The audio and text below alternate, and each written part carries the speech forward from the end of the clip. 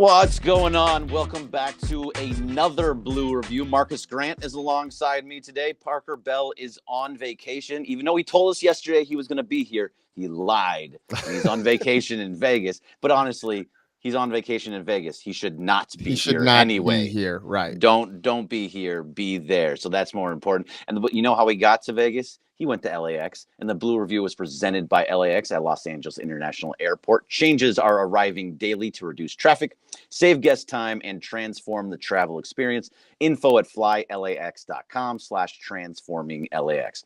All right, Marcus, we have to start in one spot. Let's just get here. Let's just tear the Band-Aid off and just rip go it right off. into it. Let's go. Bobby Miller is an absolute disaster right now. Ooh, and I don't know what it is, but I'm going to tell you, it seems like it's up here. Like it doesn't seem like it's in the stuff. His velocity doesn't seem too bad.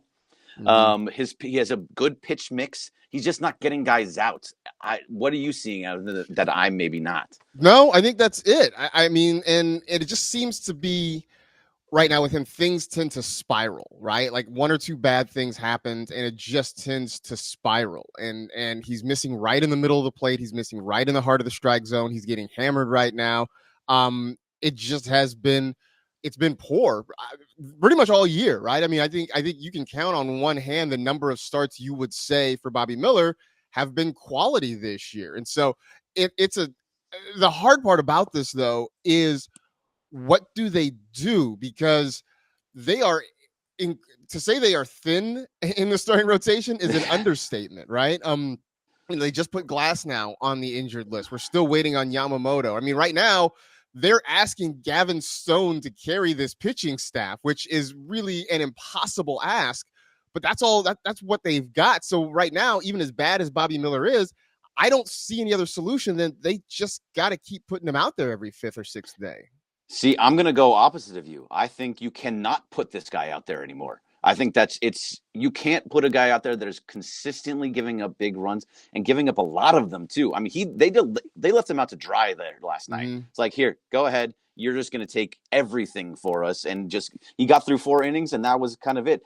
I never do this, especially for what you're talking about. You're saying you have to put him out there. You have to do it. He's got to go down. I don't think he can be up here right now. He has to go down. He has to get rehab starts. He has to figure himself out because I don't think he is ready to be pitching on a major league level right now. Well, and I thought that was sort of the consensus, certainly on social media, on Twitter. And look, I get it. You take that with a grain of salt, but I think there was a lot of, you got to send him to AAA. You got to let him work some things out. But then the question becomes, okay, what does this rotation look like, right? With no Glass now for the next couple of weeks. With no Yamamoto for, still a little while longer. I mean, so you're talking about Gavin Stone. You're talking about right now James Paxton. Does Robleski get another start? Does Landon Knack get it? I mean, at some point, your starting rotation is OKC. Like, are we okay with that? I know this team offensively, when they have it right, they can score a lot of runs and they can cover up a lot of things. That's still asking a lot if your starters can't consistently get you through 6 innings. And right now, what did I see? I think Bill Plunkett made the tweet yesterday. I sent it to myself. I wanted to talk about this. Over the last 10 games, I got it right here. Dodgers starting pitching has given up 45 runs in 44 innings pitched over the past 10 games. That means you're averaging just over 4 innings per start. That's awful. I don't know where to go with it right now because you're right. Bobby Miller is not able to pitch at this level consistently, but there's just nowhere else to go that you can get length out of this rotation besides Gavin Stone. So yes, it is Gavin Stone. You're putting way too much pressure on Gavin Stone too. I totally agree. Like, this is a guy that he was injured all of last year. He's a rookie this year. He's having a great start, but now you're putting him. He is now your ace. He was supposed to be your 4 or 5. Like, right. Paxton was supposed to be your 5. This is what happened last year too, and it was a complete mess. Remember Kershaw was supposed to be the 3 or 4 starter, and he ends up being the ace for the entire year. Like, is that now going to trickle into Kershaw ramping up a little bit faster, so he comes back too fast? I just don't. You can't have any of this stuff. Luckily, they have that big lead in the division, but still, that 7.5 can go away just like that. So I think, guys like Bobby Miller, you can't put him out there for that exact reason. He's going to just give up runs. He doesn't have it right now. So I'm fully on board with sending him down to the minors, and I really think, God, I mean, I hate to say it, but yeah, bring up all the guys that you can from AA and AAA. You're an OKC roster now for your pitching staff besides Gavin Stone and James Paxton. I mean, my they just have to get to the All-Star break. Like they just somehow honestly they somehow just have to limp along for the next week, through the end of this weekend and just get to the All-Star break and hope that those few days off can sort of help everybody recover and regroup. Yesterday I know we talked about Glass now and whether or not he should pitch in the All-Star game. We've solved that problem. Yeah, I'm so glad you pulled out. Jeez. So, that's not an issue anymore. But I mean, just now and now my fear is, and you sort of touched on it, my fear is that they start rushing guys to get back just to help, like, do they start rushing, I don't think you rush Kershaw, but do you rush Yamamoto? Do you start to speed the timeline up, which we saw last year ended up disastrous. Also, this should accelerate any moves that the front office is going to make in terms of the trade deadline. Like now, it is imperative, not just for, that stretch run in September, October, but to at least keep the ship afloat for the next few weeks until you can get into that playoff mode situation. It's, I'm all out of breath. It's a mess. I know. I completely understand. But also, you're now negotiating. Andrew Friedman and Brandon Gomes are negotiating in a position of need and not of excess. Like everybody knows you need these guys right now. If you're going to go after a Garrett Crochet, they know that you need him just to stabilize. So you are going to have to give up more prospects. Yeah. They're going to ask for bigger things. They're going to ask for more, maybe more money, whatever it happens to be. But that's going to be a problem. Doesn't matter who you're going after. If you want to go after Tariq Skubal, who, by the way, you have to see on Friday when they play Detroit, so it doesn't get any easier for them. So if you want to go after guys, you're going to have to pay a hefty price because you need it, and the other teams know that. So that's not where Andrew Friedman likes to deal, and it seems like that's where he's going to be dealing. So I don't know. And the other part of it, Mark, is that I'm a little bit worried about is this means more bullpen games. Yep. If we're going to get more bullpen games, then that means you're going to start pushing on those arms that you need would come September, October. So guys like Daniel Hudson are going to have more usage. Blake Trinan, more usage. Ryan Yarbrough, more usage. All of these guys that you're kind of hoping that if you have a couple guys, like if you're a regular starting rotation, go 6, maybe 7 innings, you don't have to put so much stress on them. Now they're going to be overly stressed. So that means that not only are you going to go get guys like Crochet or Tariq Skubal or something along those lines, you're going to have to go out and get more bullpen arms too, because you're going to run out. Tanner Scott from Miami is one that's been talked about. Yeah, I mean, I think some of the names you mentioned too were guys that, we were saying things like, hey, Daniel Hudson may not be here in September. We'll see what Blake Trinan is going to be in September. Now, all of a sudden, you're right. Like, I think the idea was those guys get you to September and October, and then you sort of decide what to do with them.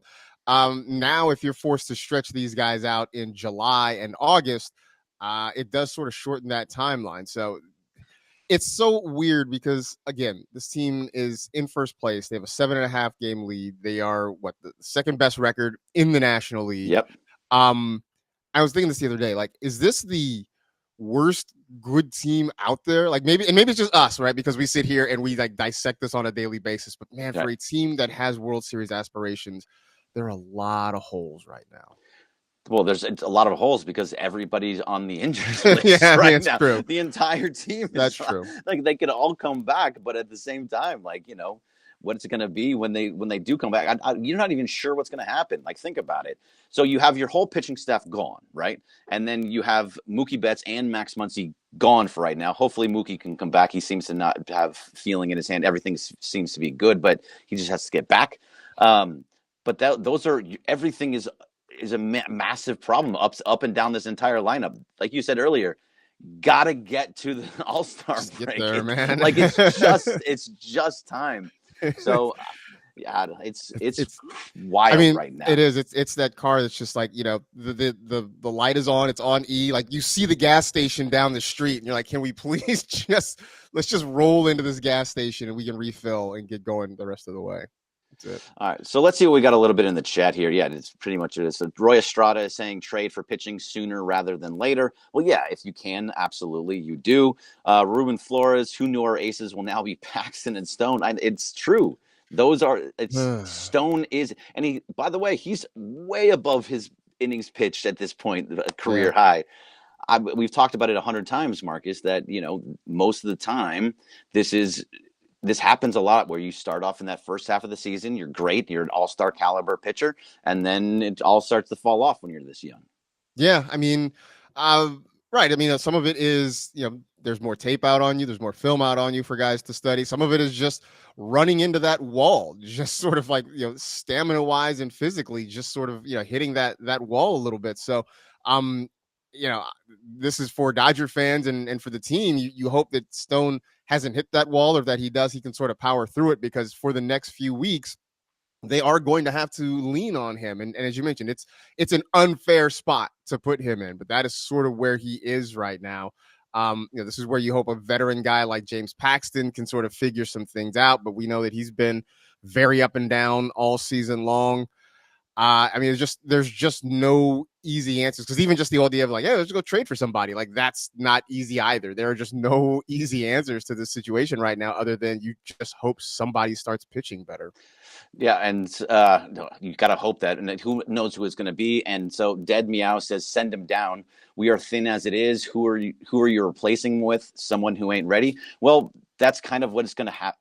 Personally, my opinion is yes, you do send him down. He has not been good since he's come up. He's been a mess the entire time. He was probably pulled up way too soon, like we've been talking about, Marcus, that he's a guy that was brought out of necessity, not out of want, and that's what's kind of happening. There's something going on with him, and if he's going to pitch like that, I understand how good that lineup is for the Phillies, and they were all healthy. They were all in the lineup. So. Yeah, that was wild. Yesterday we were like, yeah, the Kyle Schwarber, Bryce Harper on the IL, and then like right before the game, they're like, yeah, here they go.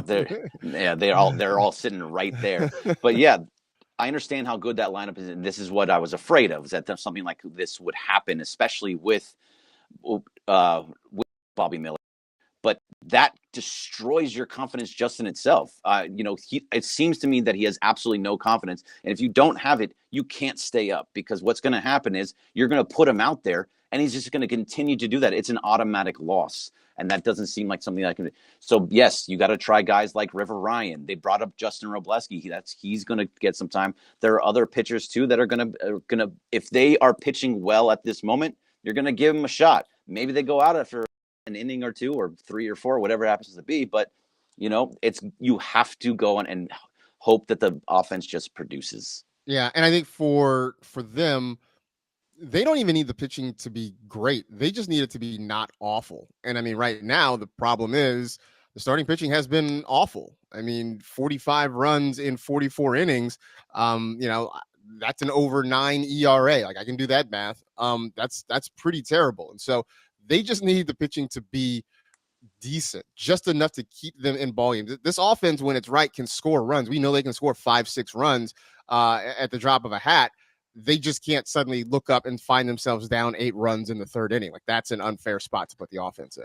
And that's basically what happened in the playoffs last year, right? They just got destroyed in that first inning, and then they were playing from behind consistently. So yes, you're absolutely right. And this is a good one. James Delgado, is Mark Pryor on the hot seat? We'll start with you, Marcus.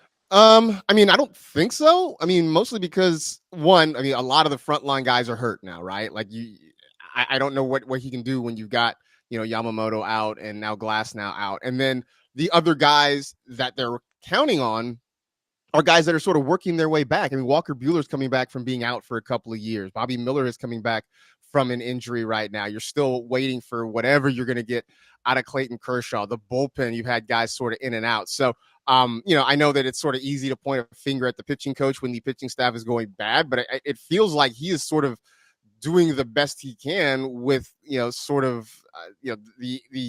beat up tools that he's got to work with right now. Yeah, I don't know. I kind of feel like he might be a little bit on the hot seat. It's not because of this year, what's going on. I think it's because of all the years prior. We are consistently seeing pitchers get hurt. And now maybe that's not on Prior. He's got to deal with what he has and what's dealt for. These are all guys that are injury prone. Happens consistently. So I mean, some of the guys that they brought up, like the Dustin Mays, Tony Gonsolins, and those kind of guys that are getting hurt. Gavin Stone was injured last year. Michael Grove's on the IL. All of those guys that were from the minors got brought up that got injured. I think that maybe a little bit on how they pitched them. But the guys like Glasnow and Yamamoto, that's on the front office. And I think it's fair to start asking, Marcus, what is this? Is there something wrong with what they're deciding to bring in? Well, maybe. Oh, but also, I mean, is this a training staff issue? Is this a conditioning issue? I mean, if you're talking about guys repeatedly suffering injuries and dealing with this sort of thing, you got to start to wonder, what's going on with training staff, with regimens, that sort of thing. If it is a consistent thing, which it has been, I think that's sort of where you kind of have to start asking questions. Yeah, it's a very much a training staff thing. I don't know. It's just we have to just figure out. Oh, not us, but they have to figure out what is going on there that our pitchers are consistently. And it's not, honestly, it's not just the Dodgers, right? It is entire major leagues. Everybody is getting injured, especially if you're a pitcher. But somehow, some way, guys like Paul Skeens are still pitching at 145 miles an hour and not getting injured. Thankfully, hopefully he stays injury free forever. But, it's throughout the league, and it's going to start hurting people. Like the Braves are going through it. They lost Spencer Strider for the year. Yeah.